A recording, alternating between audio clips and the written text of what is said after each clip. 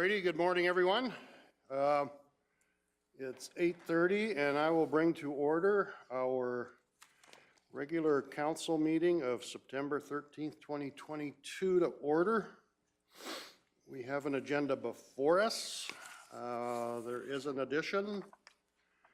Ms Vanderpool, is it KRP? So we'll put it under 7.6. Yes, 7.6, the Nihil Regional Partnership Training and Projects. Training and projects, alrighty. Are there any other additions or deletions to the agenda? Councillor Christie. If not, I'll move the agenda as amended. Alrighty, we have a motion to move the agenda as amended. All those in favor? Carried unanimously. We've pre-circulated the regular council meeting minutes of May the 10th. Are there any errors, omissions, concerns?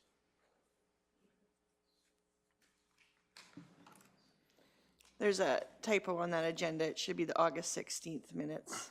My apologies. Oh, yeah, I figured we had one sometime after May. August 16th minutes. The agenda's, okay. Deputy Reeve King. So then I would make the motion that we approve the minutes from August the 16th, regular meeting as presented. Okay, we have a motion to approve as presented. All those in favor? And that is carried unanimously. Okay, so our first agenda item will be 4.1, capital equipment purchasing. Welcome, Mr. Zier.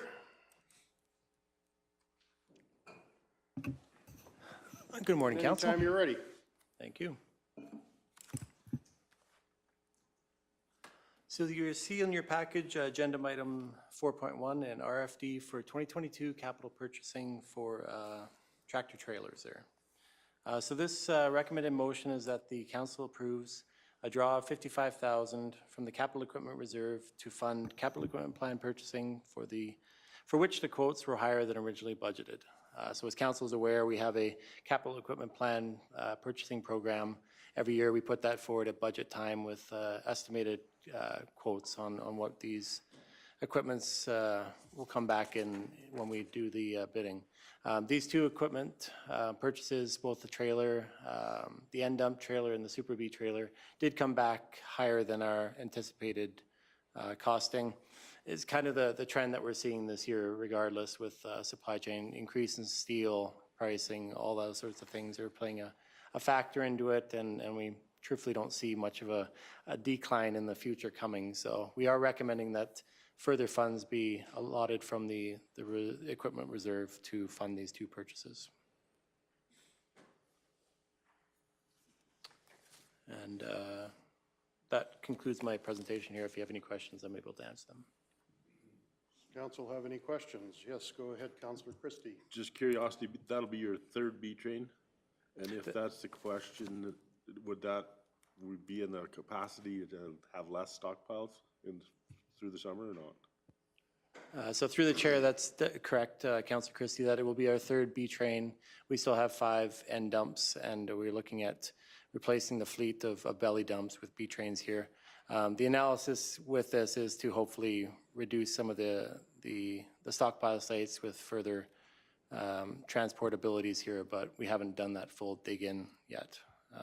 I can't say for sure if that's going to be a benefit to the county in the future.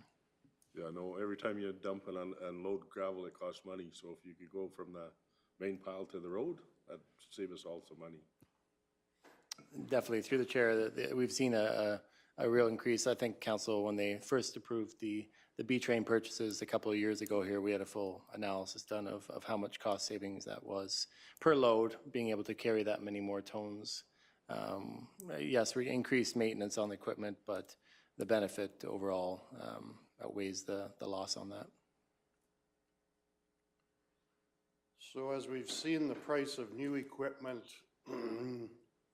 constantly increase in costs, and I don't know if you can answer this, but has the used stuff also come up in price when you go to sell it? Or, Through the chair, just we wondering did, if we can recoup this through the sale of the inventory. yeah, and through the chair, we did sell some items at auction this spring, and I feel like we got a very good value for our dollar on those. You're correct, the used prices are definitely higher than they have been in years past. It's an auction, so it is Yeah. really what the bidders are willing to spend that certain day. But we do put forward to a number of different auction houses, and we see the trends on where we send our pickups as opposed to where we send our other equipment to get the best value for our dollar there. So there may be a possibility of getting back some of this additional money that we're putting into the new stuff to. That's correct, yeah. Yes, depending on when we receive the equipment, that we are anticipating a spring or summer of 2023 for these equipment delivery dates regardless. So we are going to be holding on to the old equipment until that comes forward as well. Yeah, okay. Are there any other questions? Yes, Deputy Reeve King. So I guess my question would be, and I don't know that it's appropriate for you necessarily, Mike, but in light of the fact that we're seeing these increases in terms of what capital equipment is costing us, is there a plan being formulated for how we might address this in a long-term way? Obviously, we are making contributions to our capital equipment replacement reserve. Are the current levels at which we're contributing going to help us long-term to sustain our ability to buy equipment? So that's my question is, you know, are we addressing this in a long-term way as well as in terms of short-term? Like we've approved, I think this is the second time now for equipment this year. Correct. Additional draws, and so what's the long-term plan, I guess?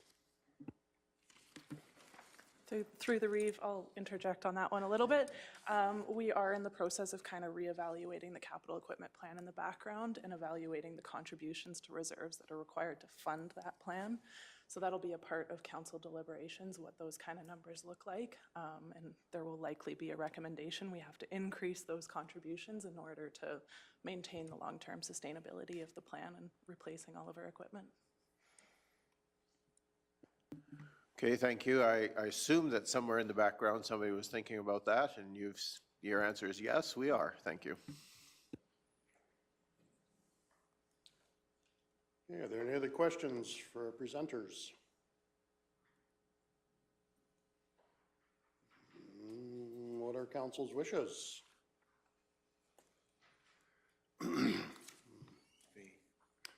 Yes, I'd like to move that we approve a draw of $55,000 from Capital Equipment Replacement Reserve to fund the capital equipment plan purchase for which the quotes were higher than originally budgeted.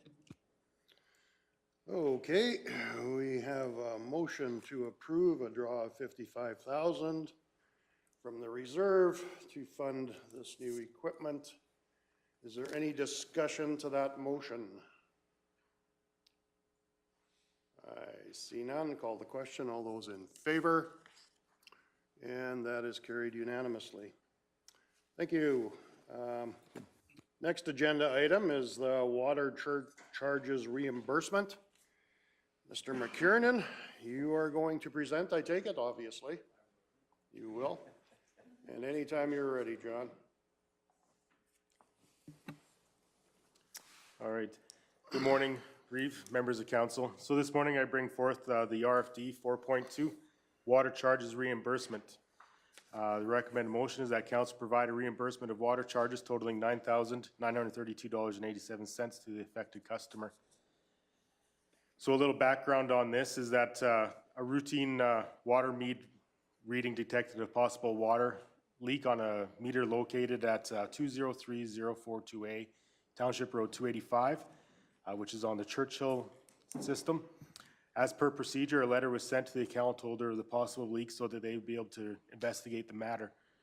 A utility operator attended the site and determined that the two existing water meters were installed on the same line when they were trying to figure out where the leak was. The attending operator attended there just because of a request through that user.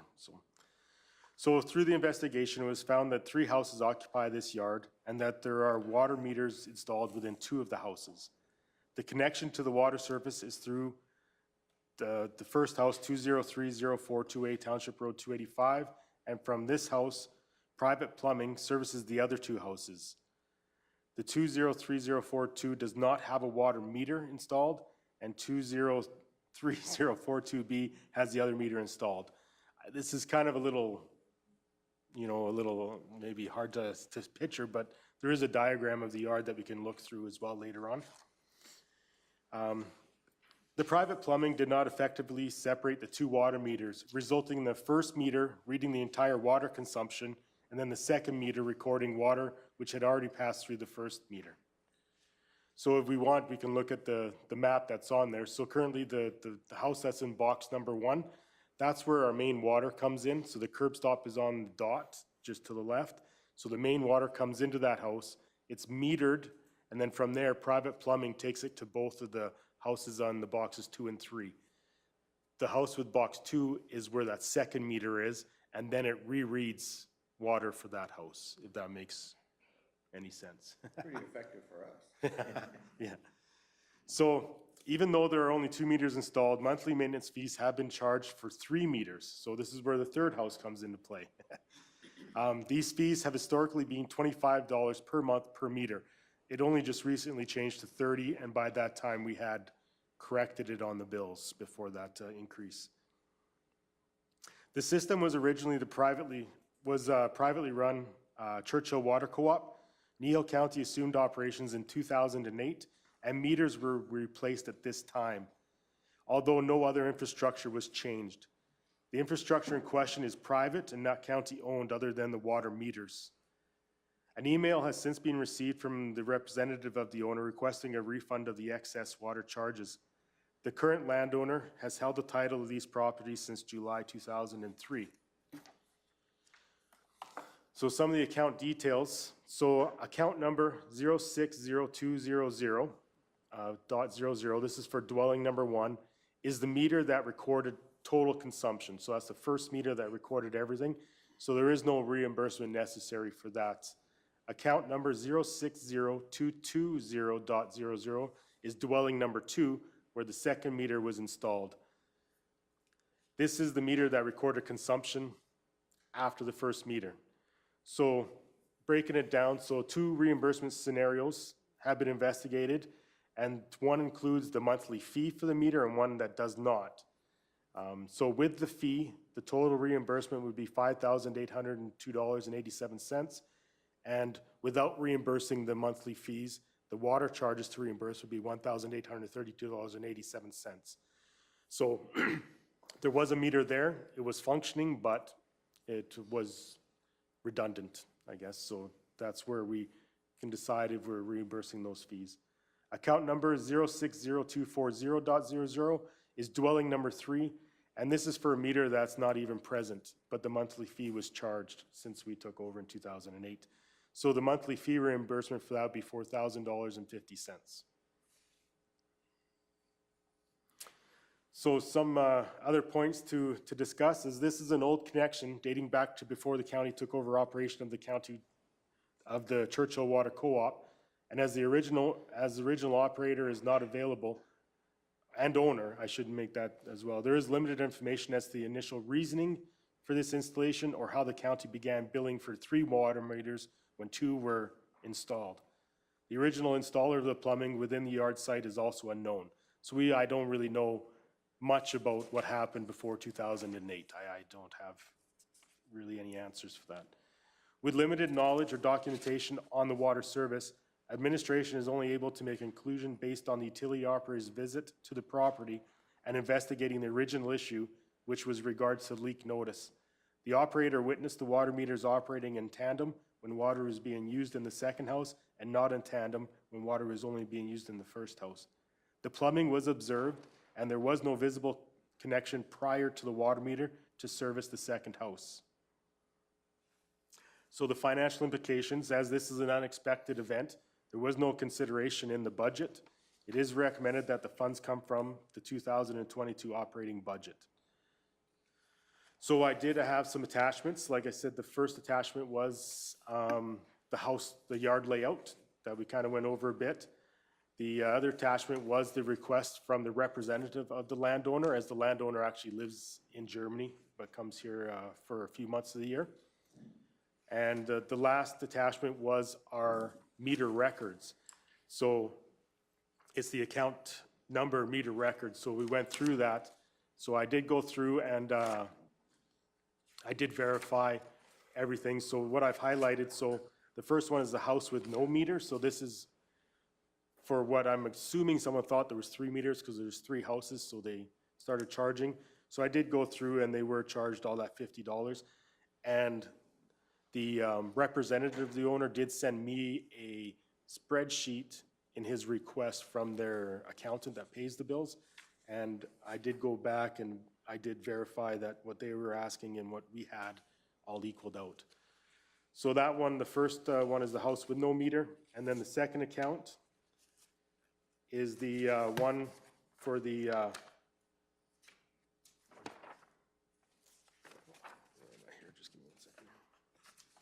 is for the house with the main meter. So this is just showing their account, and it all lines up basically like with their total consumption and from what they had on their spreadsheet, so it's all good. And then the last one is the house with the secondary meter. So this is the meter that was rereading water that had already been read. So the 2 numbers on it. So the highlighted numbers are the total consumption plus the administration fee. And then the numbers that I wrote on the side are just water consumption fees minus the thing. So it was kind of just a decision if we wanted to reimburse the administration or meter fee basically out of that. So I think I've maybe confused you a little bit, but if I have any questions, then maybe we can answer them that way. Deputy Reeve King.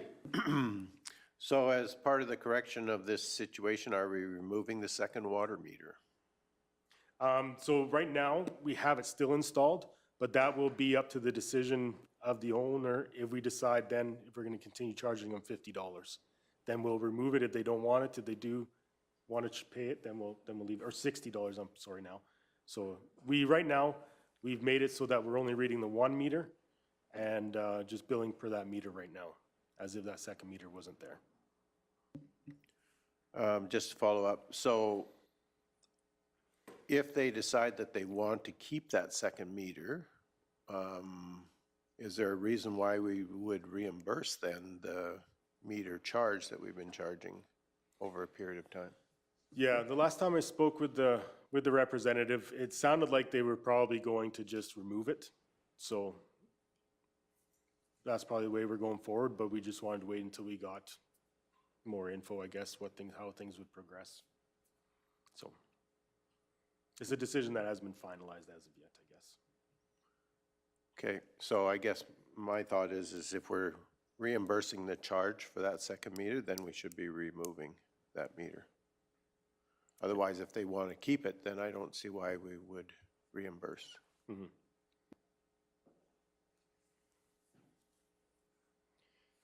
Councillor Penner. My thoughts on this, and I don't personally know the people, I don't know the original owners and that kind of stuff. To me, this looks like they had intentions of renting maybe the other 2 properties out, which we commonly do if people are going to rent, they'll put another meter on, whether it's power, water, or whatever. To me, I feel that the monthly fee should stay the same because, should not be reimbursed, I should say, because our staff has had to deal with it. The water consumption part, no problem. I have no problem with that, but I just have a problem with reimbursing the fees.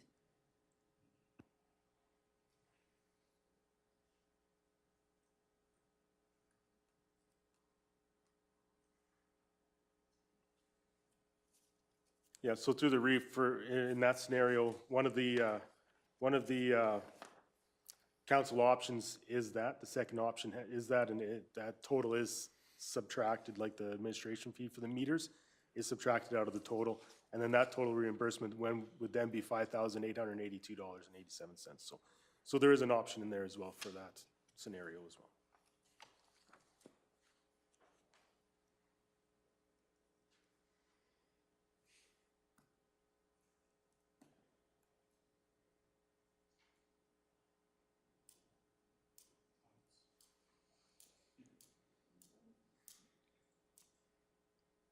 Any other questions? Or, yes, Counselor Christie? To me, there's no, there's no benefit for the county to have 2 meters there. I agree with Debbie that if they want a meter in that house, buy a meter outside our system. But like, it has no value to us to have a second meter, right? Like, if they pull it out, I don't mind refunding, but if they don't, because they want it, they pay the bill. Counselor Penner? To me, they didn't do their homework when they purchased this property way back in 2003, 2008, whatever it was there. I don't feel that that's our mistake. I think they'd be very thankful that we found it with possibly thinking there was a leak. But that's just my thoughts. I'd like to hear you guys' thoughts.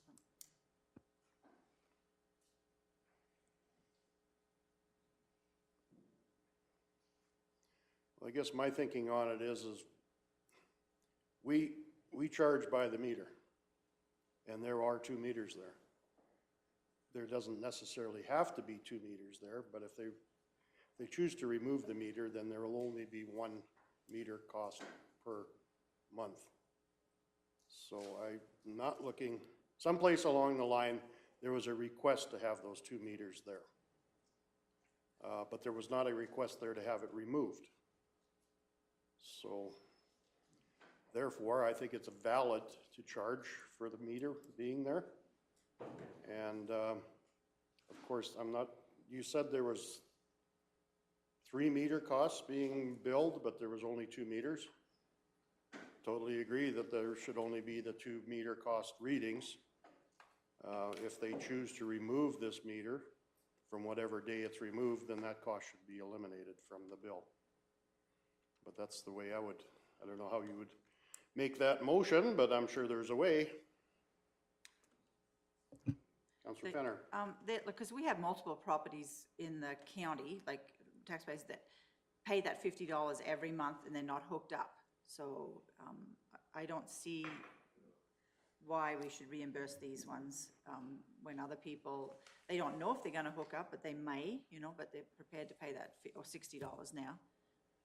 Right, so there's a few of them. Those were the future use. So if they specifically requested for it, then they'd get charged that fee that was set out when they were built. Yeah. Yep. But that was their choice, yeah, that's right. Deputy Reeve King. So John, if you just help me to understand here. So if we reimbursed for the 2 meters and the water, we're talking the $9,932.87? That's correct. Okay, so if we reimbursed for just the 1 meter that's non-existent, so the $4,050, that takes us to that $5,882.87, but it doesn't reimburse for the extra water being charged, so, correct? The water that was Well, metered twice. The water that's metered twice, that's right. So without the monthly fee on that second house, so let's say we were gonna reimburse them for everything for that second house only, it would be $5,882, so that'd be the fee plus the water. If we only reimbursed for the water, it'd be $1,832.87. And then you add on the administration fee for that house that doesn't even have a meter. That's an extra $4,050, which would bring you to the $5,000. Okay. And Okay, so that $5,882.87 is the water that was billed extra and the meter charge for the third house. that's correct. Okay, thank you. That's what I was looking for. I appreciate it.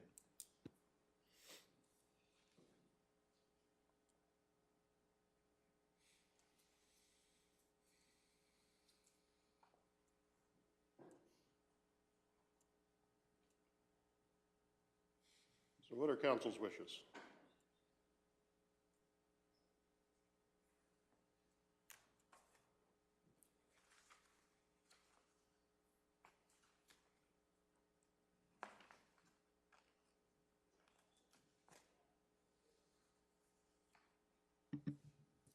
Councilor Penner. I'll make the motion, then we can have further discussion, that we reimburse the account holder for $5,882.87 for only the water charges on the account of 060220 and the maintenance fees on account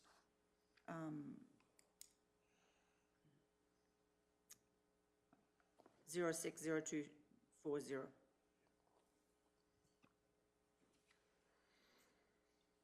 And that total number being 588287. Okay. Okay, we have a motion before us to reimburse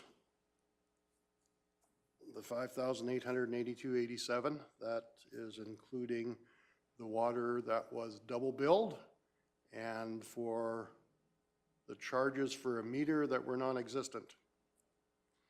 Is that clear? Okay. Is there any discussion to that motion?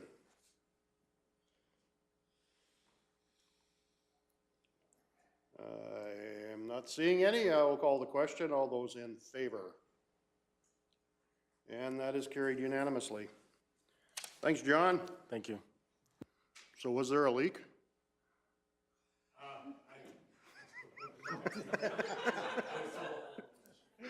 Okay. Just have to get that out of my head. Okay, our next agenda item is 5.3.1. RCMP, is it 9 that we have public hearing or 10? 9. Oh, 9. Okay, what we will do then is we will take a short break and get set up for our public hearing, which will be in 3 minutes. It's always 10 o'clock. Today it's 9. Go figure.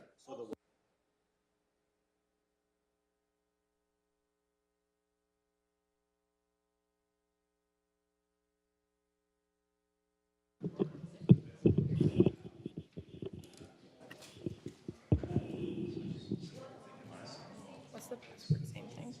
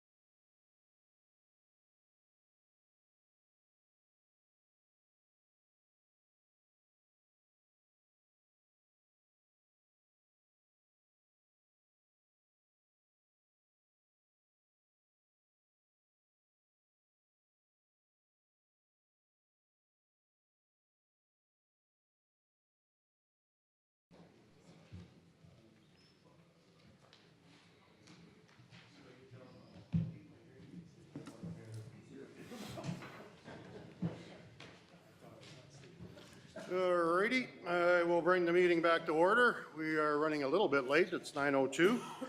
But at this point in time, I will call for a motion for the public hearing to be opened. So moved. Okay. Councillor Christie made motion to move us into public hearing process. All those in favor? And that is carried unanimously. At this point in time, we will introduce council for the process. So starting from my far right, we'll introduce each ourselves. Carrie Phobes, Division 4. Laura Lee Michelle Cunningham, Division 5. Good morning, everyone. Debbie Penna, Division 2. Jerry Whitstock, Division 3. Ken King, Division 7. Wade Christie, Division 6. Fay McGee, Division 1. All righty, I shall open the meeting. It is 9:03. I would like to remind the public that if they wish to speak to the bylaw, that they should register their names on the speakers list. There will also be an opportunity, when I've gone through the speakers list, that I will ask one final time if there is anyone else interested who wishes to speak. I will outline today's meeting. Today's public hearing procedures will be followed according to procedural bylaw 1846. A copy of the procedures is attached to the package, and additional copies can be found at the recording secretary's desk. I will now ask our Planning and Development Department to come forward and make their presentation. Welcome Ms. Hazelton and Ms. Brandy A. Evans Morgan. Getting better at it. You are? Anytime you're ready. All right. Good morning. Okay. This is the public hearing for the Southwest 163025, west of the 4th. The advertisements were placed in the Three Hills Capital August 24th, 31st, and September 7th. Notices were sent to adjacent landowners and referred out to agencies, and this was also placed on the Nihil County website.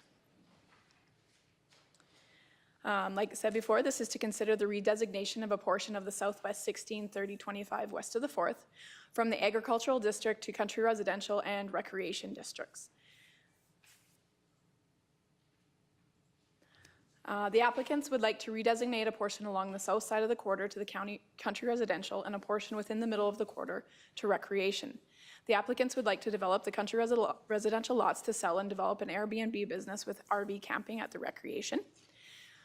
The country residential would be accessed via Township Road 302, which is gravel, and the recreation would be accessed via Range Road 254, and the current residence is accessed by Range Road 254. The site is approximately 1 mile south of the village of Linden, not a through road to the north. And these are just pictures of the location as it is today. The yellow star indicates the quarter section we're discussing, and the picture in the middle is the proposed redesignation areas. The yellow is the recreation, and the light orange is the country residential. Municipal planning considerations.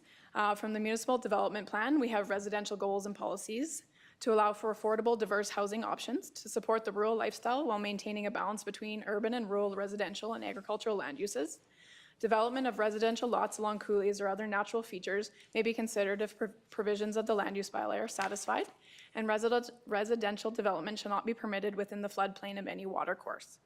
Recreation goals, to promote recreational opportunities that are accessible and affordable, to provide recreation opportunities for residents and non-residents alike, establish a tourism economy through the development of tourism and sites and programs, to establish development regulations for recreational areas and near natural areas. The other ones are economic goals, to create opportunities that will provide a variety of development options that will diversify and strengthen the county's economy. To encourage tourism as one of the thriving business opportunities within Nihil County. Our growth management goals, to allow for a variety of opportunities for residents and landowners, and our development phasing goals, to facilitate the logical, economical, and orderly development of land in Nihil County. If successful in rezoning to country residential, here are the permitted and discretionary uses that would be allowed.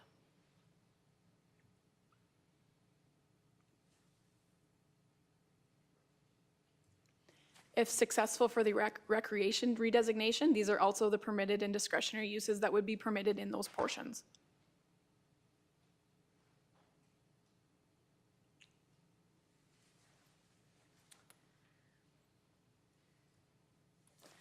We're going to move into the site photos now. And again, you can see the village of Linden and the proximity to the yellow star, which is the quarter section we're discussing. The image on the right is the quarter section as it sits today.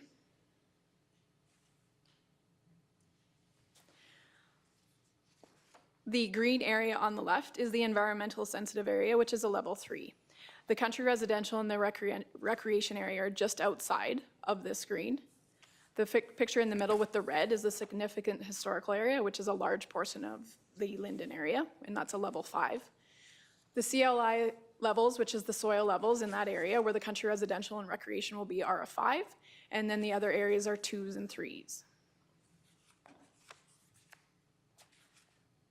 And again, just another image showing how the quarter section sits with the proposed redesignation areas.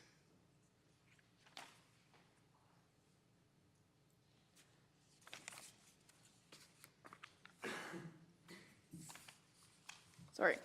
Water modeling has been applied for, and the report was received back from the engineers.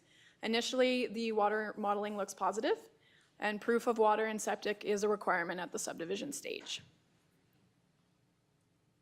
Here are the way the lots are laid out as presented in the application, and you can see from the diagram for the country residential how they would lay within the land.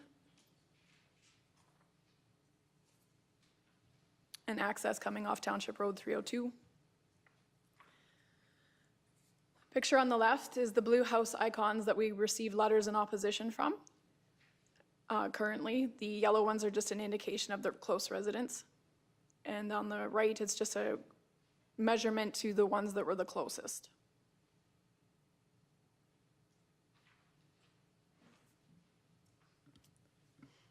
And this is just showing what the areas look like.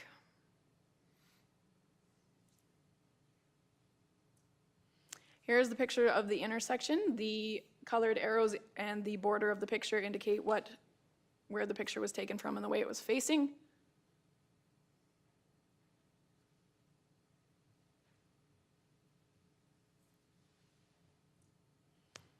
And these are the photos of the country residential area. These are along the 1, 2, and 3. That would be the township side.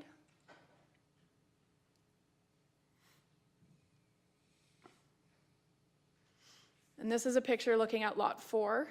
At the corner, there is a low-lying area with an embankment. The star indicates the area that we were looking at.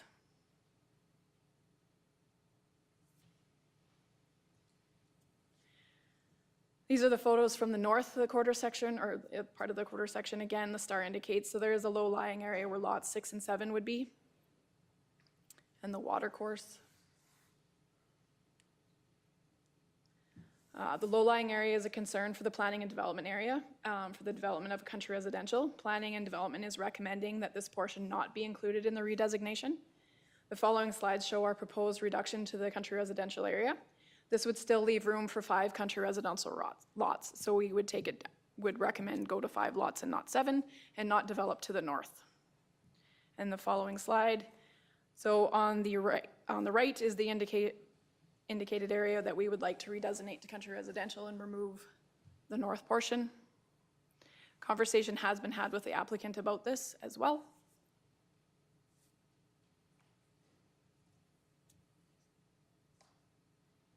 And again, we will move into the recreation portion.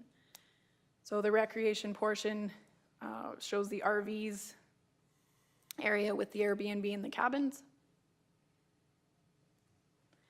And these are the buildings that are proposed to be moved to be used in the recreation area.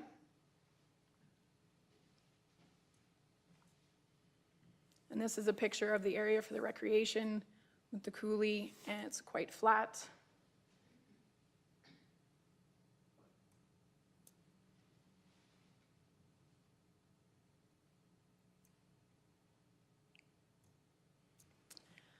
Written submissions, no letters of favor were received. Letters received in opposition were from Mr. Perry Eitzen and Mr. and Mrs. Kevin and Jackie Jukic. Concerns noted are the environmental impact, increased traffic, intersection sightlines, noise, impact to the way of life. These letters were circulated to you earlier for your review. And that is it for our presentation. Okay, thank you, Ms. Morgan. Are there any questions from from council to the planning staff? Yes, go ahead. In the Councilor water course, Christie. is there a dam or a restriction in that water course to get the water to back up in that wider part of the stream? No. So it's just naturally, that's what's there. Yeah, the overlay with the light blue would have just shown what environment has. That's just an overlay that we have on our aerial imaging. I can go back to the photo. So in essence, that blue area is an oxbow when the Nihil over exceeds its boundaries, then it floods back that way. Correct. Yeah. Number of those in the area. So the recommendation that you have would be to remove lot 7 and lot 6 from the country residential portion? Basically keeping it to the cropped portion. Okay. I'll just go to that one again here, sorry. Removing the low-lying area altogether. Okay. When we look at the recreation district, is there a floodplain involved there, or are the banks high enough that there is no floodplain? The banks are high enough for the recreation. At development, though, there will be engineering and slope stability requirement testing done. And setback from? And setbacks from the brink, yes. Which again would all be handled at the development stage, if successful for redesignation. Yeah, I was just checking to see if there was a floodplain area. Yep, that's fair. Are there any other questions from council to the planner? Councilor Christie. The lot sizes are approximately how big? With their proposed change, lot sizes will change. However, they currently are proposed at 3 acres or 3.8 acres. And each one would have an individual septic tank and water system? Yes. And they would be able to comply with setbacks at that point? They would be limited to tanks or a field system. But yes, that's a provincial regulation that we typically see. Yeah, absolutely. Thank you. Okay, are there any other questions? Yes. So Deputy Reeve King. the water supply intended for the development is off a Nihil County water line? Correct, yes. So they won't be drilling wells? No. We did receive the report back just this morning from the engineers. It is looking positive, however, there are a few questions that need to be clarified. So water and septic is a requirement at subdivision. So currently we do have a positive result saying, yes, there is water. There's just a few questions that John needs to go back to the engineer about. I guess just to follow up on Deputy Reeves King's question about water wells. Okay, they will be serviced by Nihil County Water, but that does not eliminate them drilling a water well. They can still apply and drill a water well, correct? Yep, they could, yes. Okay. Just to get that clear in my head. Yep. Okay, any other questions for the planner from council members?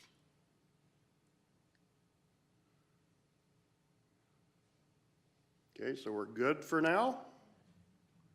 All righty, just wanted to make sure.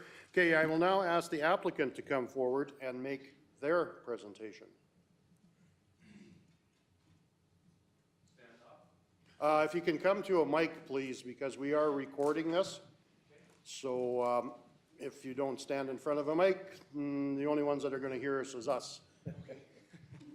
And there's probably an audience out there just waiting to hear what you have to say. Right.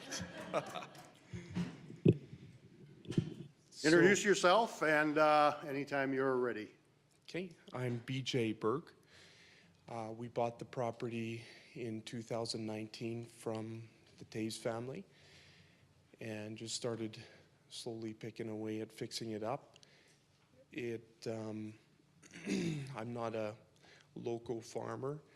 So looking at the property, it has some advantages, some disadvantages. The farmland isn't great, as well as the rental income doesn't really justify the cost of the quarter. So we started looking at different ways to sell off a little bit of land or so on. So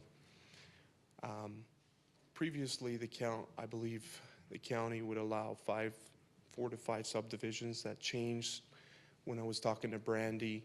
We had to go for the residential district to get a few more lots. And so that is the goal, is to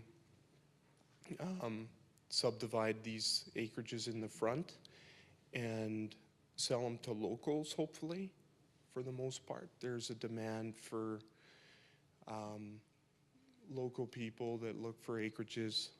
I mean, of course, there could be outsiders from the county moving into. Our idea is, I guess, like 3 to 4 acre lots, whatever they end up being, and more like just acreage style. So hopefully be able to create a neat atmosphere there, maybe horse people, that type of thing. So I guess that's, in a nutshell, what the residential district would be.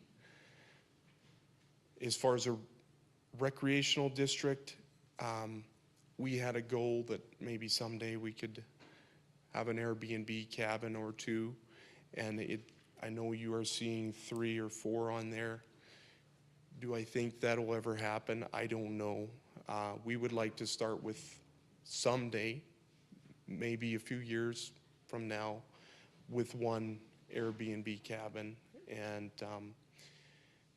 make it kind of, it's just a really neat lay of land overlooking the coulee out toward the west and north. I think it's a beautiful, beautiful location out into the farmland out toward Linden, and had some ideas. Maybe we would put a little zip line in or a few things like that to make it, could be a little bit of a local attraction. So yeah, I don't know if that answers your questions, or it's a little bit about the presentation, I guess. Okay, thank you, Mr. Berg. If you just want to stay there for a sec, I was just going to say, does council have any questions for the applicant? And if they don't, then you're no longer required to stand there. Yes, Deputy Reeve King. In recognition of the uniqueness of that property that you purchased and the buildings that are there, certainly I can see that there's an opportunity for you to utilize the existing buildings by moving them and changing where they're located to do what you're talking about as far as either Airbnb or some kind of recreational property. So the intent would be then to use those existing buildings? That's kind of your thinking, or would you be looking at maybe building new facilities? Well, talking to Brandy a little bit, part of the problem with them existing structures is they don't have egress like would be needed. So the size and the feature, kind of more of the antique style. I don't know how well they're built, but that idea, if for sure the one structure, I would like to be able to move that one. It's good enough that it could be moved. The other 2, I am not sure if they're sound enough. They would need some help. So whether they were, like I said, we would start very, very small as far as 1 cabin and yeah, and then go from there. So would they be moved? Maybe. For sure 1 would be the goal.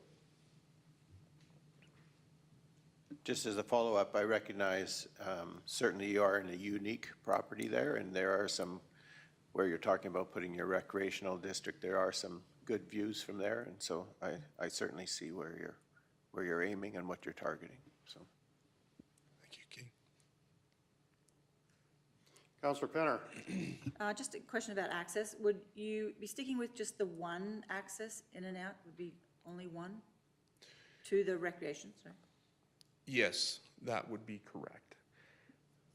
Yeah, I believe we just keep the one access. Thank you. We may move it around a little bit, but yeah, that would be just one access. And that would be the one that carries through the existing farmyard. Right. Okay. Yeah, I would like to move it a little bit to the south, like delete it and move it a little bit to the south if transportation would allow it, but yeah. Okay, are there any other questions from council to the applicant?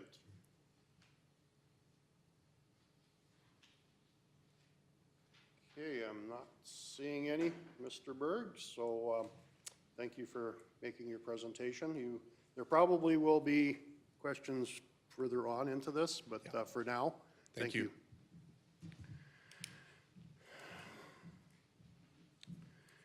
Okay, yes.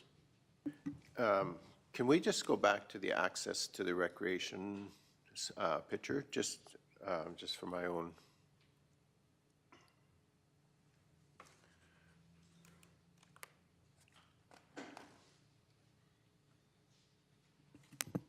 Will this photo work? No, you had a picture earlier where you showed the Airbnb cabins and the trailer site out at the end. Okay, And I'm then you sorry. had that access road in. Oh, going the wrong way. I'm always, Don't have a seizure. yeah, avert your eyes. There. That's good, thank you.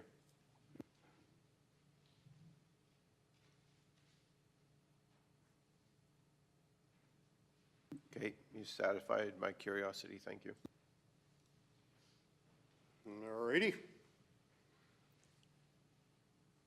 I will now call on individuals as they appear on the speakers list to come forward and make your presentations. I'll remind you that you have 5 minutes to speak, but if it's a group presentation, then you have 10 minutes to speak.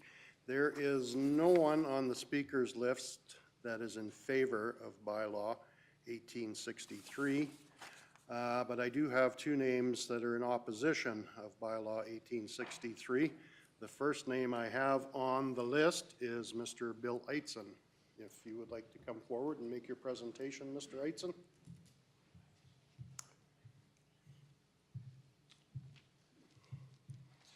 And anytime you're ready. Members of Kneehill County,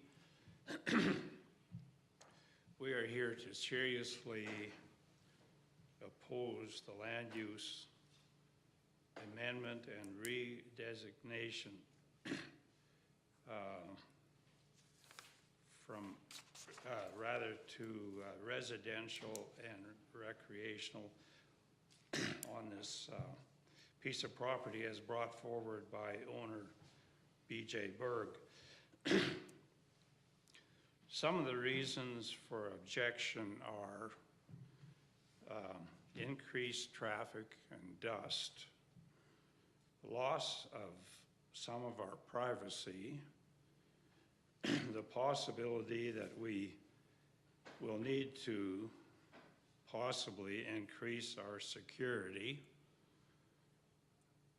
increased noise, also concerned about the size of the acreage properties, that they may become hobby farms, etc., and also the sewage systems, the environmental impact of the drainage to the creek. The need for these lots for housing is not an issue, as towns around the area have lots for sale with all the infrastructure in place. Also, the need for RV sites is the same, as there are many campgrounds in the area very close to this area that have all the necessities for RVing. We built this property up from nothing and have lived here for almost 50 years and are not willing to give up our privacy to newcomers and their dreams and their greed. We ask that the members of the Nihil County seriously consider our concerns in this matter. Signed, Bill Eitzen and Donna Eitzen. Okay, thank you. We have one other person, or that opposition to bylaw 1863. That'd be, and I'm sorry, I'm not going to try to butcher your first name, so I'm just going to say Mr. Hoffman. If you could like to introduce yourself and do your presentation. My name is Auke Hoffman. This is my wife Miriam Hoffman. We just live straight a half a mile west. And we are opposed because we have an intensive livestock farm. And we've been in the past in hot spots where we never want to be, because when you change from agriculture to country residential living, we come in a spot where our future is limited, no expansion. That's not good. We be there, that farm is there for 40 years. And they're gonna be, our children are gonna take over our farm. And we wanna make sure they have a future there. When you put country residential living there, we are gridlocked. There's no chance that they're gonna be further family members taking over the farm. Then we also have the same concerns over traffic, dust. We sometimes can't even sit outside. When we increase traffic, we even have dust control, it's still horrible. And then we have concern over safety. You know, lots of people coming in there. It's already a busy road, it's a dangerous road. And we're gonna have a lot more littering and possible crime also. So I really would like you guys to consider not changing, don't take country, don't bring city people to the country. We don't need those. You know, it's farming country. I know the farmland is maybe not great, but there for 100 years and they always farmed. You can make it work. You may have to change your idea of farming. Thank you. Okay, thank you. Thank you, Mr. and Mrs. Hoffman, for coming forward. Those are the only two that I've got on my speakers list here, but I will ask one final time, is there anyone else present who wishes to speak to the proposed bylaw? If you'd want to speak, please come forward at this time. Okay, I do not see anyone coming forward. At this point in time, I will now ask if the applicant wishes to offer a rebuttal. You don't have to, but you have the opportunity if you should choose to, Mr. Berg. I believe them are fair comments. Okay. Does council have any further questions for the applicant or the administration?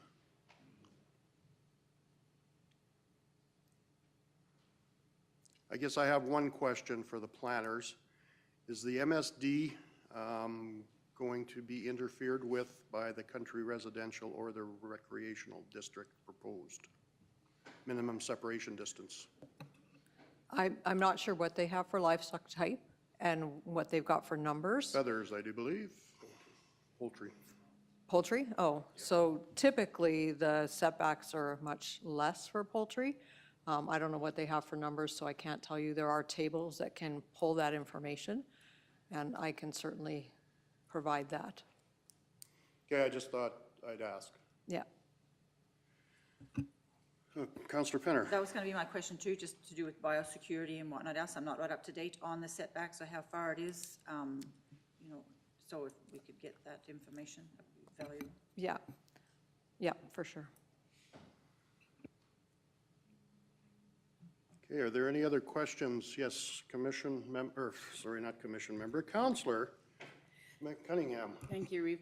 Sorry, I just wanted to confirm, like, so we're looking at a country residential and then the recreation portion. Are we looking at that together, or are we looking at that as two separate redesignations, if that makes sense? We're doing them, the two redesignations, the two types, we're doing them together. Okay, so we would essentially, if we approved it, you would be approving the residential and the recreation. Correct. You couldn't do one without the other. That is up to council. That's up to you. Okay, thanks. So council can make those changes. And we will be coming back with the changed country residential in the new bylaw. Like, you can amend the bylaw between readings, as long as it's not substantially crazy. You don't require another public hearing to do that. So we will be coming back with a smaller country residential portion as per discussed in here. Thank you. Okay, does council have any other questions for the applicant or for the administration side?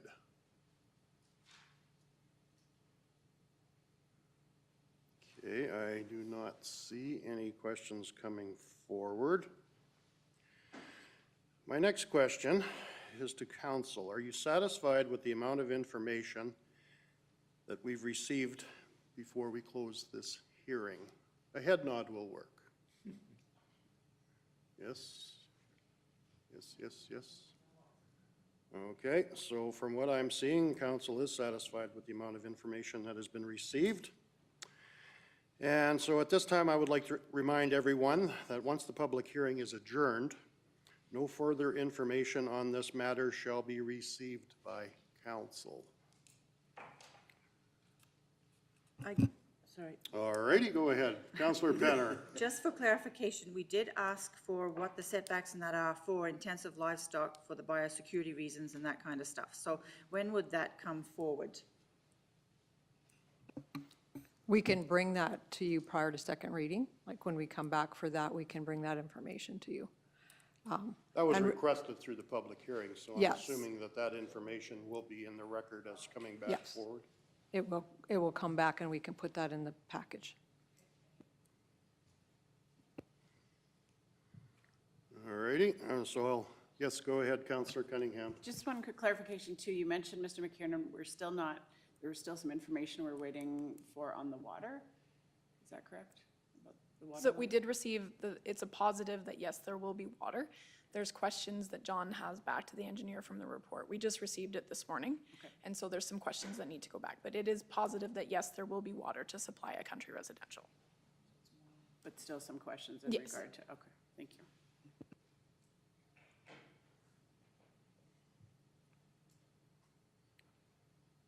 Any other questions? This is our last opportunity to receive information prior to, yes, Deputy Reeve King. And I guess I'm just going to clarify a point that you clarified earlier. Even though the water's available, there's absolutely nothing that mandates they connect, right? That's the intent of the subdivision, that they said they were going to connect. But if, as Reeve Whitstock said earlier, if they chose to drill a well, that is an option for them. So risers will be dropped Yeah, so they do need to they will connect. have to take a riser, but they will not have to connect necessarily. Not necessarily, however, I'm sure the cost of the riser is going to be incurred in the lot purchase price. Yeah. So financially, I'm not sure, I'm not sure why you would drill a well when there's already water sitting there and you're paying for it in the lot price, but again, that would be That's a personal choice. correct. So, We have lots of existing customers who have, or people who have risers who are not connected. yes, and they had a well existing previous.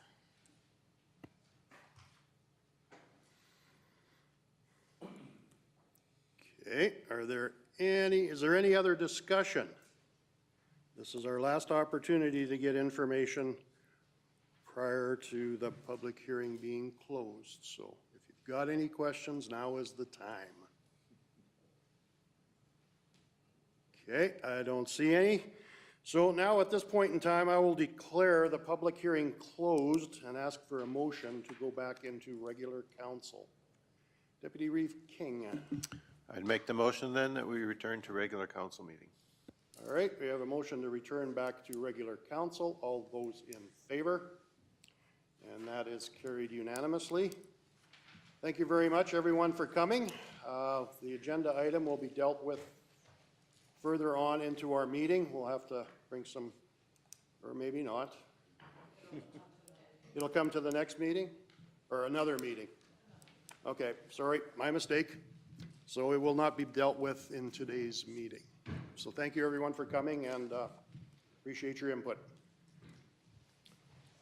Okay, and I will declare a 5-minute recess.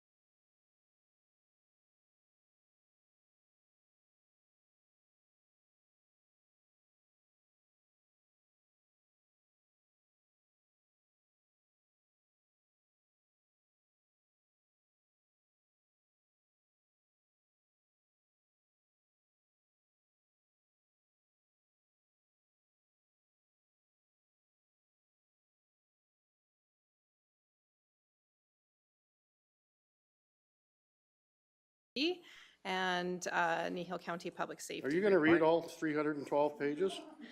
No, I don't even have them in front of me. Yes, I am. Okay, sorry to budge no in there, but yeah, problem. go ahead. We have 5 RCMP detachments in our area, and so we've kind of consolidated them all into one report for you to go through. As part of the reporting, so this is April 1st to June 30th, and we've got everybody together except Innisfail. Like I said, they're only a little snippet of area, so we have a different report for that we kind of just review internally from the Central Alberta Traffic Services. So Kneehill County enforcement stats, again, we've included these from April 1st to July 31st. We've included a little bit more just for your review. We had 58 citations under the Traffic Safety Act, so 37 warnings and 21 tickets. We had 28 bylaw calls, internal department calls as well, so that includes helping out planning, transportation, with calls throughout Kneehill County. 31 specifically for other municipalities, Acme, Carbon, Linden, Trochu, and Three Hills, which we have contracts for, and we had 20 school visits, obviously, till the end of June. So we've included a bit of a graph there for you to look at, and we did host a practicum student for 6 weeks, so that was kind of good, trying to mentor them into the enforcement field. We've set up the CEPTED program here at Kneehill County. A lot of other municipalities around us also have that CEPTED program, so now we have all 3 of our officers are trained and they can go to properties and do an assessment. There was also an article in the Drumheller Mail, so that was kind of fun. Targeted education and patrols, so stop sign initiatives in some of our communities, hamlet patrols. These are just kind of specific for Kneehill County. We did over 220 hours, different targeted patrols. Transportation, ag services, fire services, and emergency management support. We had 16 events in that time. Community events, car show, seniors, barbecues. We've tried to do anything that we're invited to for sure. And then school visit and presentations, so bike rodeos, grad parades, mentoring lunches, martial arts presentations, Strive program assistance, vaping and party planning presentations, and youth engagement committee representative. Officer Chabala sits on that as well. So that's working with all the schools and I believe FCSS as well. So, and that is my report, if you have any questions. Does council have any questions for? Yes, go ahead, Just Councilor Christie. a comment that Rehoboth really enjoyed their participation, so thank you. Great, good to hear. Councilor Penner. When it comes to the graph within the county to do with animal control, are these animals at large or more to do with the barking dog and that kind of stuff? Because that was quite high on the graph for the county. Yes, thank you for the question. There's been many barking dog complaints that we're working with right now. So that one is taking up a lot of our time for more barking dogs than anything. Yeah. Okay, that was my question. You bet. It is. It's mostly that. Yeah. I think we've only had a couple running at large for animal calls. Most of this is hamlets, is it? Yes. Yeah. If it's in Kneehill County, yes, yeah, it's the hamlet ones that are taking up and they do take up quite a bit of our time for sure. More duct tape. Councilor Penner. Another question just to do with the mentoring the enforcement officer. You'd like to see that continue? And are we working just with one university or college like Lethbridge, or who are we working with? Or? Yes, through the we actually, we've done this now. We did work with Lethbridge County last year, and this one was through JIBC out of BC, the Justice Institute out of BC, but it was a local resident that went through that training. So they're contacting us. We would love to, and we continue to kind of like create a program to help mentor and actually help mentor some of those ones that are interested in getting into specifically the peace officer school. So yeah, we would love to continue doing that for sure. Councillor Cunningham. I just first of all want to say thank you to the RCMP and to your peace officers. My understanding is it was a very busy summer for both, so thank you to both of them. And I was able to attend Discovery Night with yourself and two of the peace officers, and it was just really awesome to see the interaction with the public, and especially the youth. And I think it just makes them more comfortable. If they're ever in that need, they need to talk to someone. They've seen that face, they're comfortable. So thank you for doing that. Absolutely, thank you. Are there any other questions for Ms. Grosfield?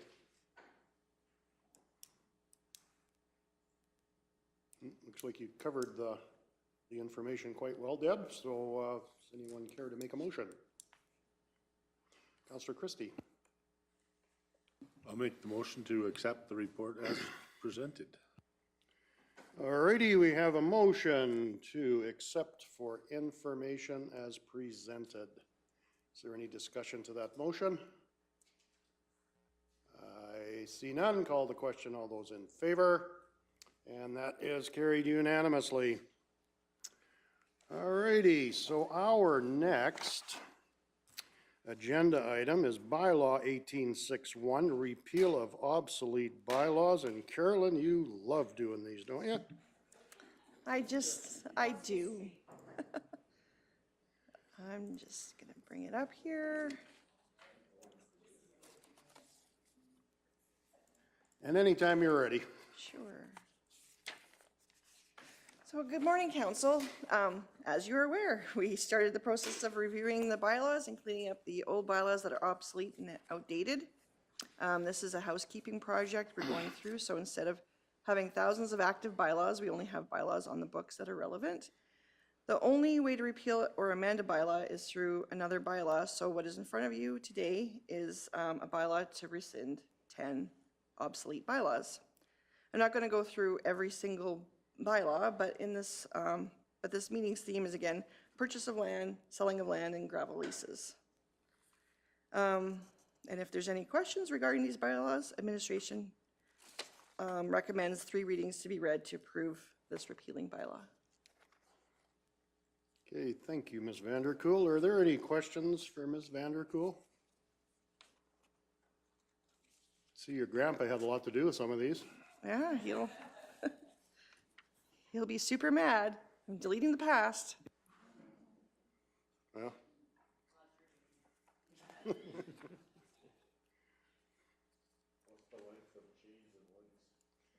Chain is 16.5 feet, and I don't know what a link is. We don't do that anymore. We don't count by that anymore. Mike was staring off into the wilderness. He must know what a...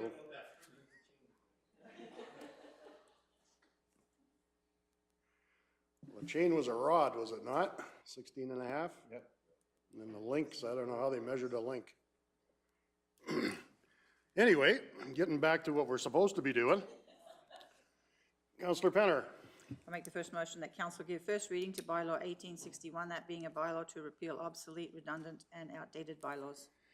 Alrighty, we have a motion for first reading of bylaw 1861. All those in favor? And that is carried unanimously. Councillor Christie. I'll move second reading of bylaw 1861. Okay, we have a motion for second reading of bylaw 1861. Is there any discussion to that motion? And I see none. All those in favor? Carried unanimously. Councillor McGee. I'd like to move that we provide unanimous consent for third and final reading of bylaw 1861. All righty, we have a motion to provide consent for third reading of bylaw 1861. All those in favor? And that is the unanimous, so let the record reflect that. And Deputy Reeve King. And I'll make the motion that council give third reading to bylaw 1861. All righty, we have a motion to provide third reading to bylaw 1861. Any discussion? I see none. All those in favor? And that is carried unanimously. I just had a comment? Yes, go ahead, Deputy Reeve King. Just in case anyone cares, and compliments of Mr. Google, a link is 1/100th of a chain.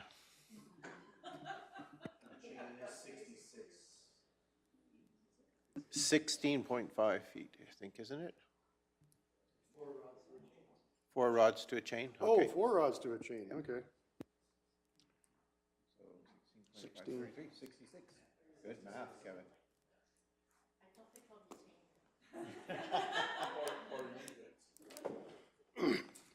All right. Before there's a brain drain here, let's go to next agenda item, 7.2, signing authority. And that's you again, Ms. Vanderpool. I bring to you today agenda item 7.2, signing authorities.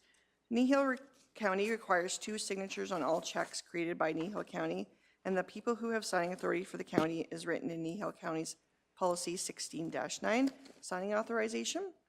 In order to get people set up with our bank for signing authority, the bank requires council to make a formal motion, and the signed approved minutes from that meeting are the documents required to get those staff members signed up, or council members.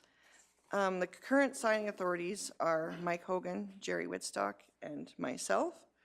All checks over $50,000 must be signed by the CAO or Director of Municipal Services, which has now been renamed the Director of Community Services, and countersigned by the Reeve or Deputy Reeve. All other checks are signed by any 2 of the authorized signing authorities. There is no additional budget or staffing implications to the recommended motion. If there is no questions regarding this agenda item, administration recommends that council appoint Deputy Reeve King and Kevin Gagnon for the term of their employment with Nihil County as an authorized signing authority for Nihil County. Are there any questions for Ms. Vanderpool from council?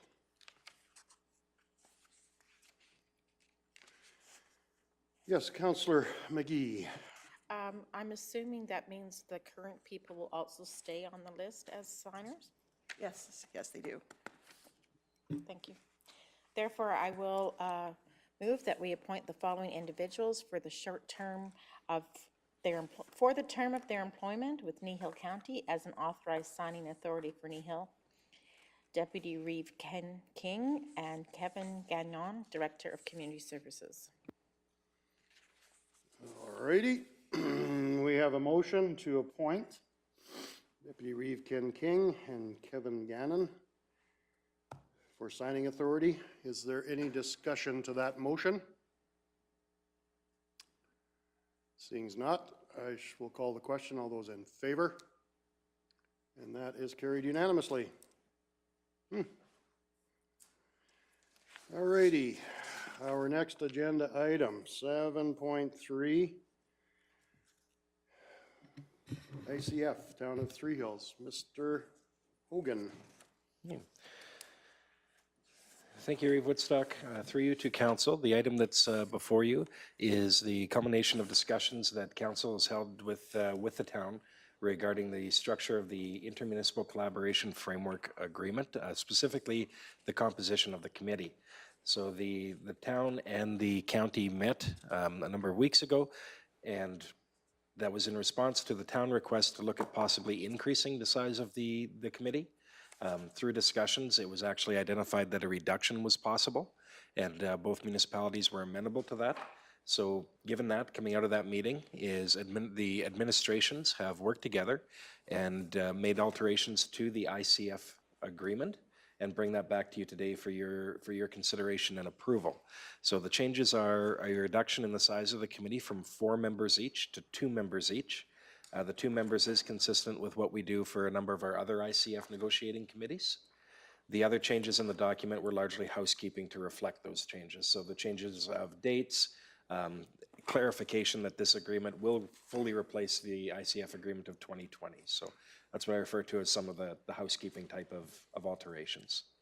I can tell council that the town did approve the proposed agreement at their most recent council meeting as well. Okay, thank you, Mr. Hogan. Are there any questions from council to Mr. Hogan? Councillor Penner. Just wondering, I'm not part of this ICF. When it comes to the 5 main areas, that all stayed the same within the ICF. There was no updates with the water or anything like that. No, and through you, Mr. Eve, I think, Councillor Penny, you're referring to like the transportation, the recreation, and all those things. Yeah, so those are the province mandates that we have to talk about those things. There have been no changes related to this agreement, but coming up on the agenda as a part of those same discussions, there are some proposed changes to the water agreement. That's not going to change the reflection of those agreements in this one. And that would be the same to do with the airport and what else, that transportation part of it, agreement with it? Yes, so none of the transportation agreements have changed. The airport agreement pending from that discussion is, I guess the best way to put it is that's in the town's hands right now. So there were some discussions there. If we want to go into more detail on those, it's just maybe that's a closed session item. But in large part is the county made an additional request for information, and that's sitting with the town right now until we get that back.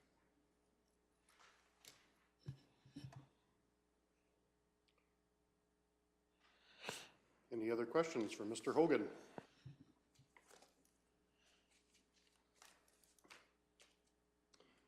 Deputy Reeve King. So if there are no questions, then I would make the motion that council authorize the Reeve and Chief Administrative Officer to sign the 2022 Intermunicipal Collaboration Framework Agreement with the Town of Three Hills. Okay, thank you. We have a motion before us to sign the 2022 ICF with Town of Three Hills. Is there any discussion to that motion?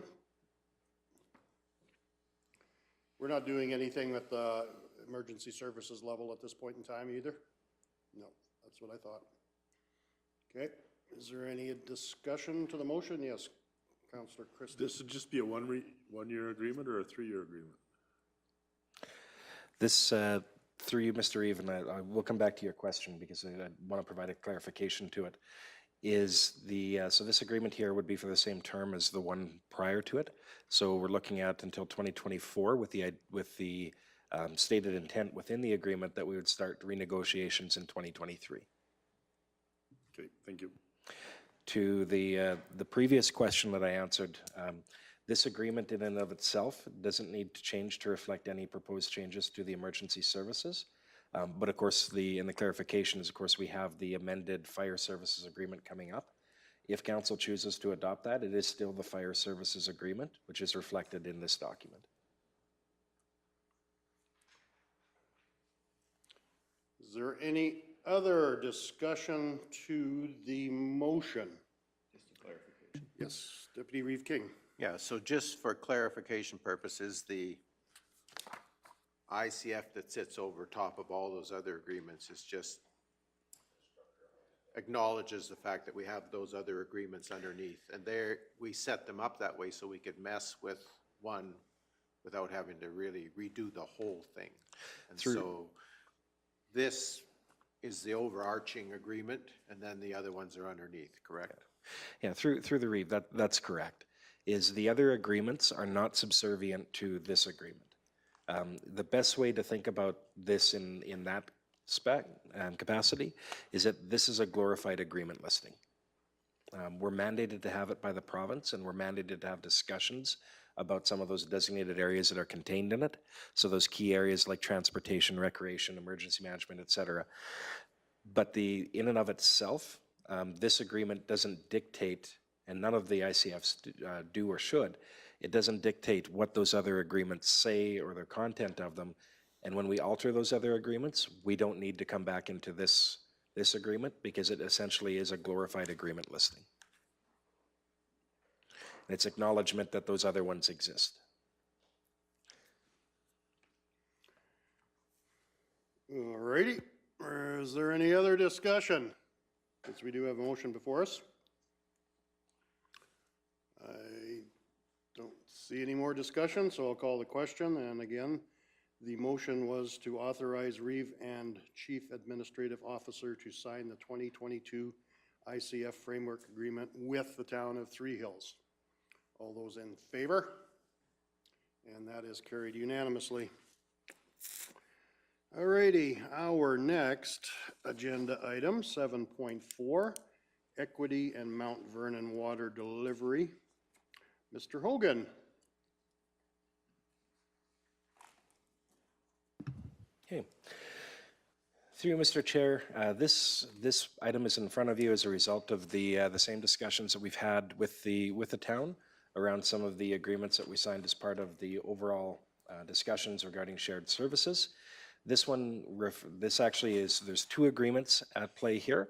One is the Equity Water Delivery Agreement, and the other is the Mount Vernon Water Delivery Agreement. I've only included one of those in your package because they are identical agreements, excepting the actual license number and quantities and stuff like that. But other than that, the agreements are identical. So we opted to save a tree and not put out a few more pages. With this, when the discussions were held between the two parties, there is a clause in the agreements that says that a mandatory review will take place every 18 months. That was put in there when we first negotiated those so that we'd have a mechanism to come back to. Things on these agreements the two parties determined were fairly straightforward, and it was looked at and said, you know, we don't need to, I guess the simplistic gist of it is we don't need a meeting for the sake of a meeting. If one entity has an issue, we can bring it up. And that's contemplated in the agreement. And so in principle, the two groups, yourself and the town, concluded that we could probably look to remove that mandatory requirement from the agreement. If there is an issue, there's still a venue to bring it up either side. And so what the administrations have prepared, and you'll see attached to the RFD, is basically an agreement amending the original agreement. And there's two of them, one for each of the agreements, and two separate motions, again, one for each specific agreement. Does council have any questions for Mr. Hogan? Councillor Penner. Just for my own clarification here, so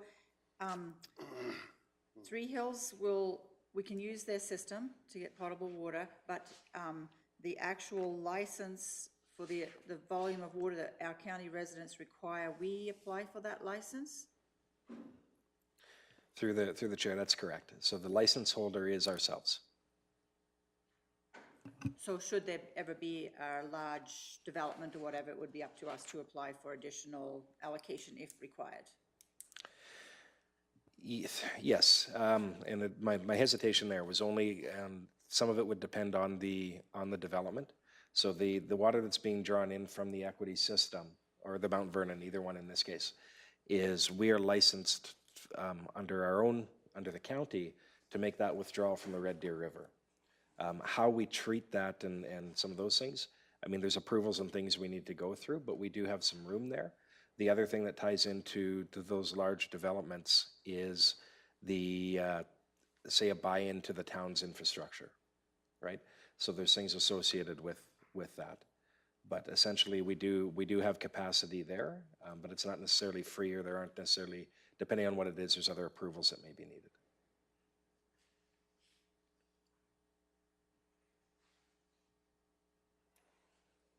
Any other questions for Mr. Hogan?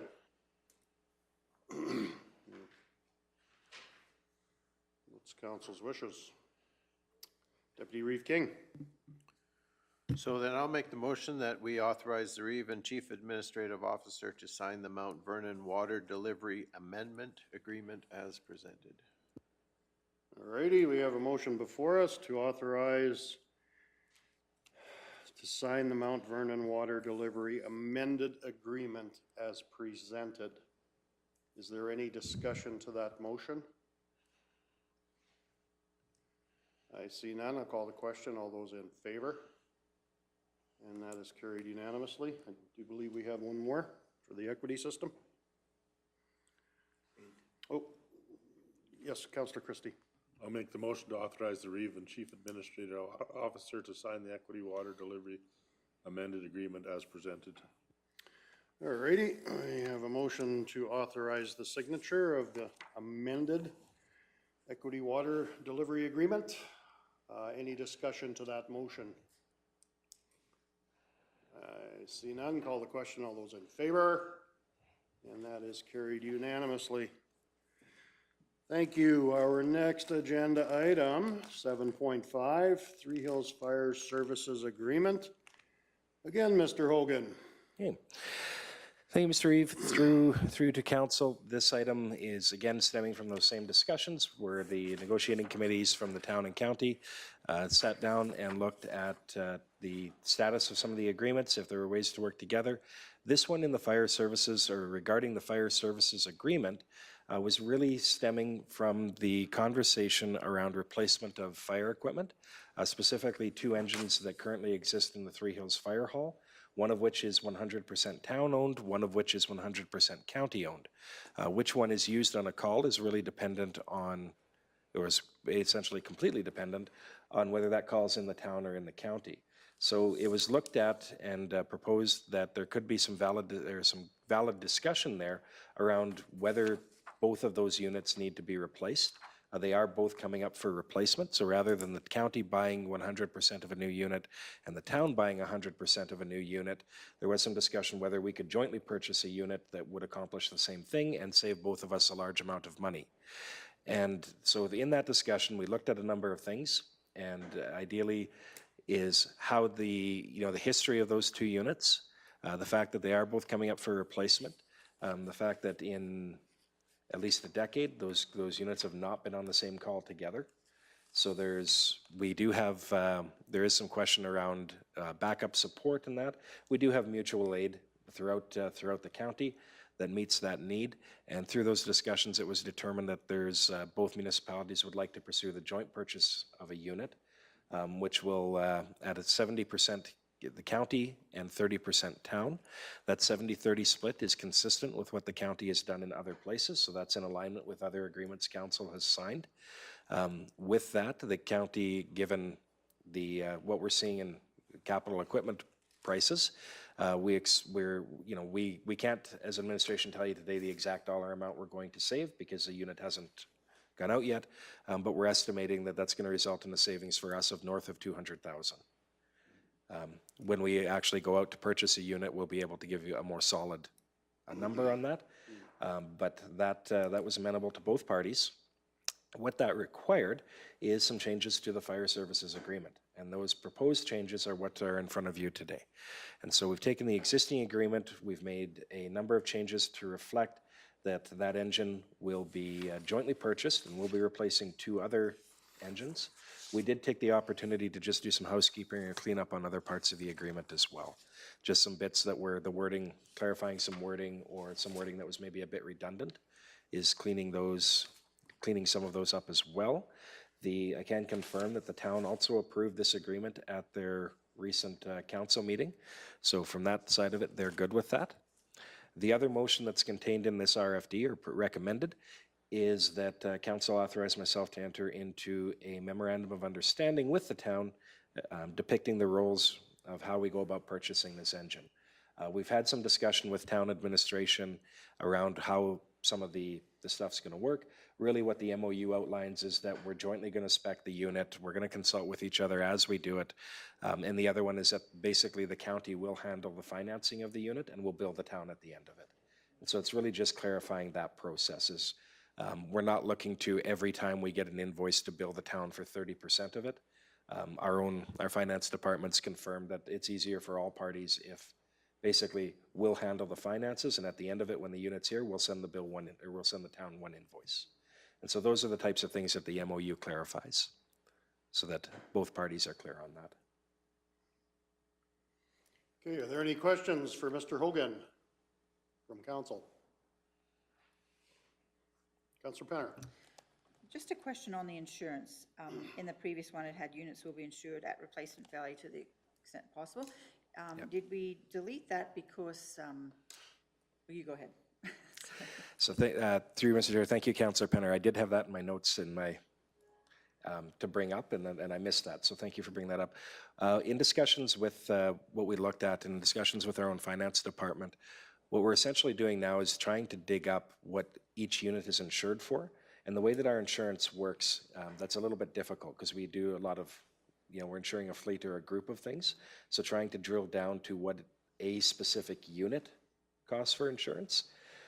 We can do it, but we what we looked at and asked the town about is if we just came up with a flat number that was ballpark what the number was, we wouldn't need to expend the staff time each year to go through and figure out exactly what, say, the 3 units were and then take a percentage of them, because we're probably spending more in staff time than we're actually, that's worth it.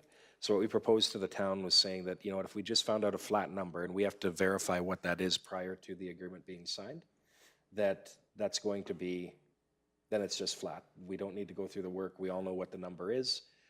The agreement is short-term enough that we shouldn't see any volatility in that. And it's one of those ones that, you know, in a 1 year we might be short by $14 and another year we might be over by $14. But the overages or underage are, you know, they're likely going to be covered by not expending the staff time to actually go and figure out the to the penny amount. So if both are, we do the work once and essentially that'll cover the agreement for its life. My question just is like for personal stuff, replacement value and the insurance company is no such thing. It's the value it is at that day, even though they're charging you for replacement value. How does that work with a municipality, I guess? So if I get any of this wrong, Marika is going to correct me on this, but with our fire units, I believe that we can do full replacement for 5 years. Yeah. So when we first get the unit, for the first 5 years, we can do full replacement. After that, that's not available to us. So the practice that we adopted 2 years ago, I think, is that we do full replacement for the first bit that we can, and then after that, we have to make sure that the asset value is accurate to feed back to the insurance company, because that's when it kicks in that essentially your book value after that, right? Right, correct. And that's what happens with us personally. You can sign for replacement value for the first, I'm not sure if it's 5 years or 3 years, but yes, so similar idea to.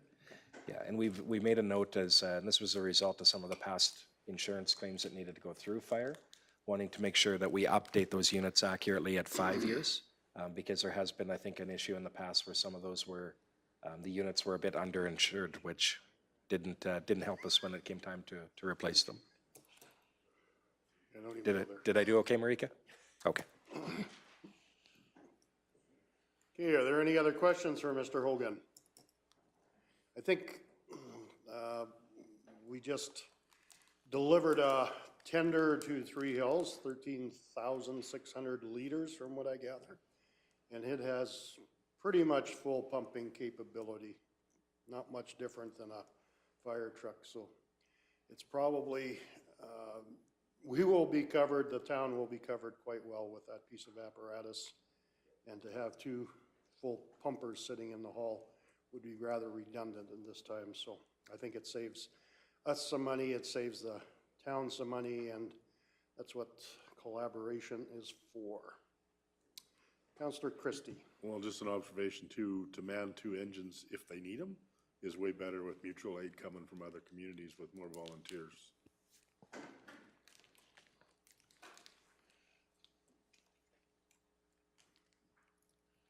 Councillor McGee. I'd like to move that we authorize the Reeve and Chief Administrative Officer to sign the 2022 Fire Services Agreement as presented. All righty, we have a motion before us to authorize signature on the fire services agreement as presented. Is there any discussion to that motion? I see none. I'll call the question. All those in favor? And that is carried unanimously. And there's one other motion. Councillor Christie? I'll make the motion to authorize the Chief Administrative Officer to enter into a memorandum of understanding with the town of Three Hills depicting the roles of the town and county regarding the joint purchase of a new engine. All righty, we have a motion before us to authorize to enter into an MOU with Three Hills for the joint purchase. Is there any discussion to that motion? I see none. I'll call the question. All those in favor? And that is carried unanimously. Okay, thank you. Our next agenda item, does anybody want to recess? No, we're good? Okay. Getting close. Kneehill Regional Partnership, 7.6, Mr. Hogan. Okay. Through you, Mr. Chair, this item is before you. We've had the opportunity to do some more looking internally in terms of recommendations that administratively we're prepared to make to council around things that might be worthwhile to have the Nihil Regional Partnership take a look at. This, of course, is up to you guys, whether there's an interest there to put that out to the region to explore or not. But there's some ideas that came up internally that administratively we felt might be worth some consideration. The actual programs, or what I call projects, that tie into this are basically engaging with council if there's any interest in things like regional economic development, regional fire safety codes, looking at some sort of regional recycling hub or program, regional asset management program, and a regional recreation study. And I'll go through each of these at very high level to gauge what you may be interested in, what not you might not be. If there is an interest there, we can recommend those to the Nihil Regional Partnership to take a look at. And if there's not, then we don't recommend them. With that first one, regional economic development is, and again, there's no grand level of details to these. It's just an idea. And so how exactly that would work or what that looked like for staff or things like that aren't figured out. But is there an appetite to look at, rather than the county having an economic development officer who's looking after the county, if we looked among ourselves, the 2 towns and the 3 villages, for maybe a type of regional ECDEV program that would serve all 6 municipalities. We're already doing some of those things through the Nihil Regional Partnership that the other entities are contributing to. So it's really a question of whether we want to explore that on a broader regional level, rather than just us having our own officer that's for us, right? Which we might still do. Again, that's a detailed thing to be worked out there. The regional fire safety codes could involve a couple of different things, but largely looking at whether as a region we want to look at everybody basically using the same entity or using one program to service all of us. Regional recycling hub, so there is a hub idea, there's also a program idea. It's looking at, is there an appetite regionally to expand the recycling options available, not just to, say, the town or to us or to a village, but that regionally we're looking at something for the area that is part of one broader program. Again, there's no details on what that might look like in terms of, is that through Drumheller and District Solid Waste? Is it through somebody else? How all that works is there. It's really just a question, is there an appetite to explore something like that, right? Again, even if we have the appetite for it, we don't know if that appetite exists with the other municipal partners. So that's part of what the KRP works through. The Regional Asset Management Program, this one has come up in a few different areas. During Council Strategic Planning session, asset management was a large component. We're also looking at what we think is coming through the local government fiscal framework. I think everything that I'm seeing indicates that asset management is going to be a strong component of that program, either what that program will fund, or actually it looks like it's likely that those programs will actually be required to get funding or to maximize funding under that program. This one here is put forward is the idea that there might be an opportunity there for to do something regional, or perhaps if the county had an individual looking after asset management, they could be contracted out to the smaller urbans who honestly will never be able to afford somebody themselves. So that might be a way of supplying that and getting some cost recovery. But again, those details, it could look a couple different ways if we chose to pursue it. Regional recreation study, this one came up as part of looking at recreation from a regional perspective and determining what we had versus what we might need in the future. And rather than looking at that as just Kneehill County or just the village of Linden or just the town of Three Hills, what do we have in the area and what makes sense to have? We're not in the position right now where everybody has their own hockey arena, but a lot of places will undertake something like this to avoid that from happening. If we look at as a region what recreation we're going to provide, and then start to, well, where would those be located? So we're not duplicating things that maybe we don't need to. The second component that the Nihil Regional Partnership always asks for is potential training programs. And so what staff have put forward is for elected officials, is a municipal enforcement training session. So basically, how does enforcement work? How does it occur? What are the proper processes, things like that, in two different streams, one land use planning and the other more around community standards or those pure, I say bylaw, obviously the land use plan bylaw is a bylaw, but those other ones like the nuisance, community standards, dogs barking, et cetera, right? So that came up as a proposal for a potential education session. And the other one that came up from staff was the offering of a planning training. And the idea here is that it was potentially something that could be done building off of the orientation that you guys received in terms of being able to offer that further out to our regional urban counterparts. Not necessarily the exact same thing, being able to build on that, maybe bring in somebody externally to talk about some things too, but being able to clarify some of those or provide some of that education for our neighbors. So as I said, it's up to council as to what you might have an appetite to explore. Just because we put it forward doesn't mean that the KRP is actually going to move forward with it. That's a decision that's made jointly among all the municipalities. So if there's things on this list council wants to move forward, we'd put those in the motion. If not, we just take them out. Okay, thank you, Mr. Hogan. Council, your thoughts? You want to punt some of these? You want to add to them?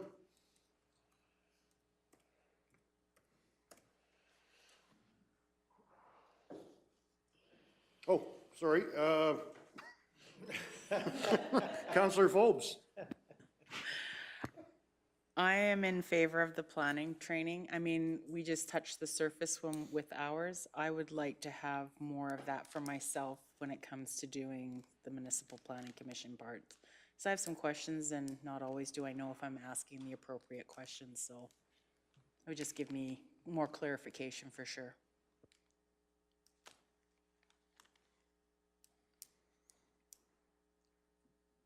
Ultimately, KRP will have the ability to decide which moves ahead. But yeah, I think it would be, well, any sort of training session would be a benefit to the group. Councillor Penner. I actually like everything I see, so I'm not sure how you eliminate any of them, but. Yeah, the pepper spraying enforcement, that would be good. I'm gonna miss that session. Volunteers? Nope. I think I'm wrong on that, but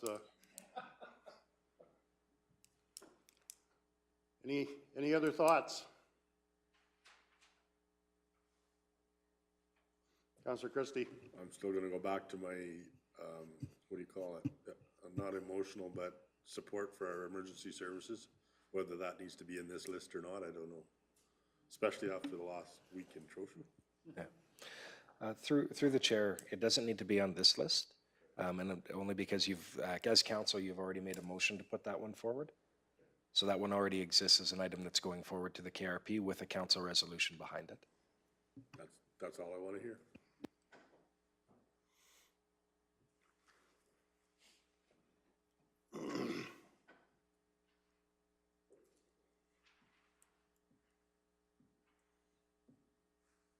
Anyone want to add to the list?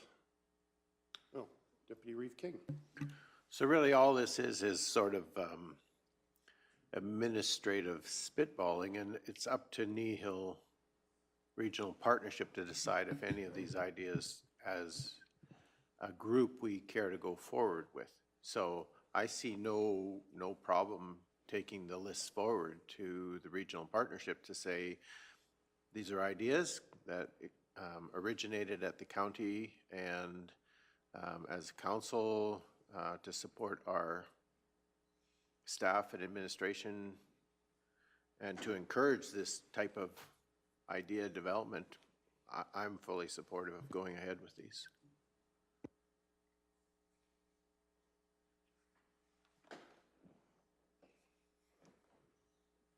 Go ahead. And because of that, I guess I would be willing to make a motion. And then we can have a continued conversation. So then I would make the motion that council provide the Kneehill Regional Partnership with the following ideas for potential regional projects. Regional economic development, regional fire safety codes, regional recycling hub, regional asset management program, and a regional recreational study. Okay, we have a motion before us as printed on screen. Is there any discussion to that motion? I see none. All those in favor? And that is carried unanimously. Yes, Councillor Fenner. I'll make the second motion that council provide the Nihil Regional Partnership with the following ideas for potential training programs: municipal enforcement and planning training. All righty.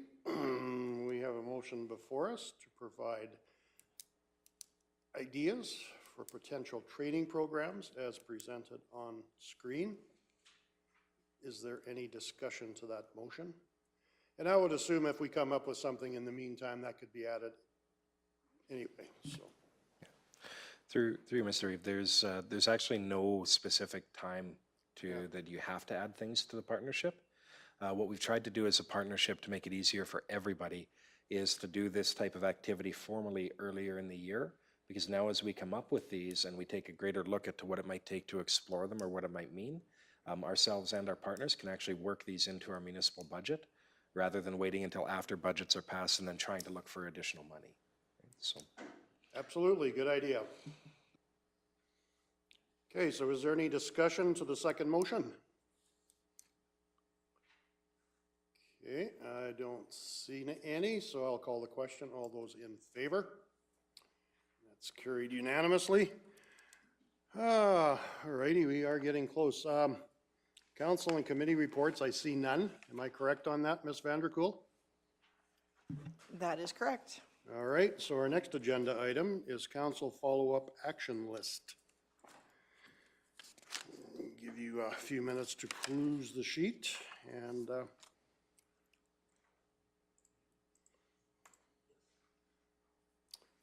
Deputy Reeve King. I know this isn't on our council follow-up action list, but just following up on Councillor Christie's earlier comment, would it be possible perhaps at our next council meeting or somewhere to get just an update on, I know our fire crews have been just absolutely run off their feet, and it'd be, as a councillor, I'd be interested to know what the demand has been and how many calls, and just I think we need to acknowledge that they're working hard and how much we appreciate that, and this just would give me a piece of information to help me just pass along the thanks that are needed. So if that's possible, if I could make that request. through the chair, that shouldn't be a problem.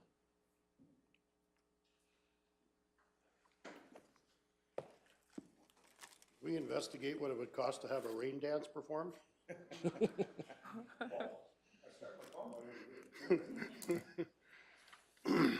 Okay, shouldn't have said that. Is there anything else on, yes, Councillor Cunningham. So I'm just wondering, in regards to the East Water feasibility update, I think I saw it coming soon. Is there a date for sure for that we can convey to our people?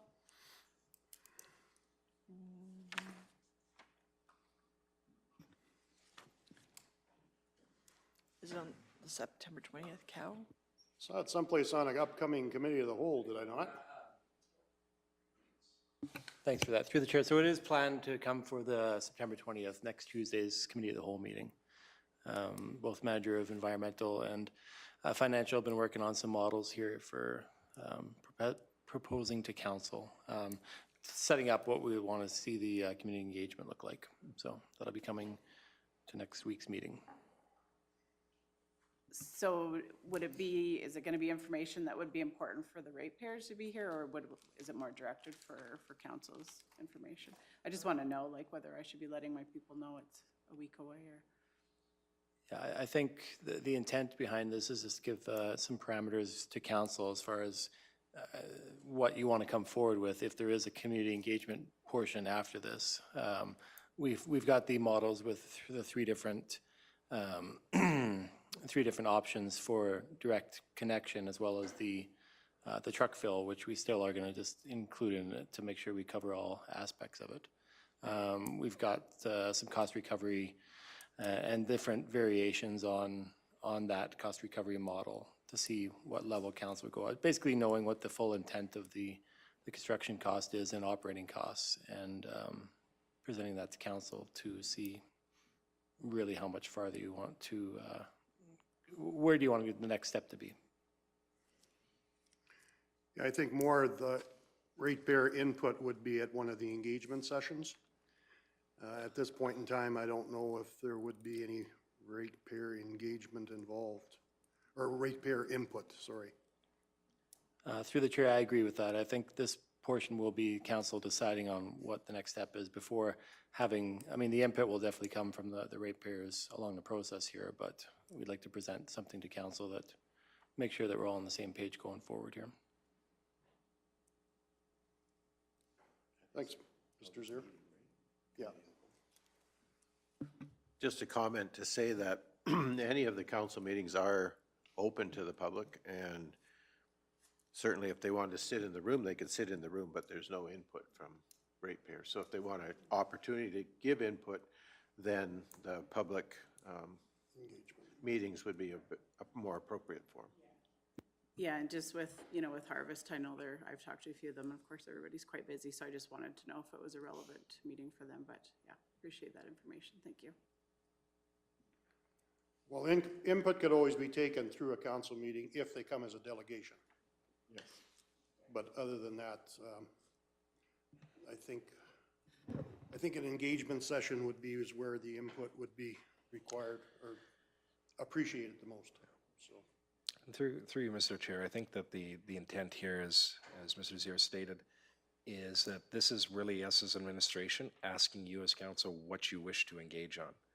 So that we don't get into an engagement session where if council says one of those options is absolutely off the table, that we're not out asking the public what they think about it. Yeah.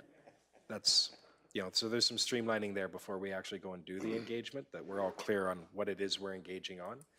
Because if we already know that one of those options is off the table, it's disingenuous for us to go out and build up the hopes or expectations of residents for something we know we're not going to do.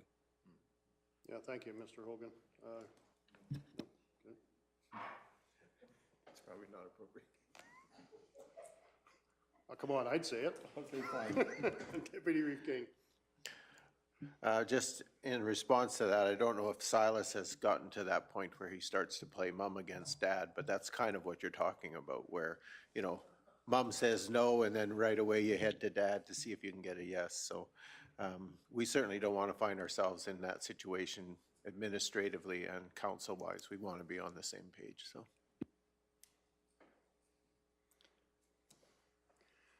Okay, is there anything else in council action list?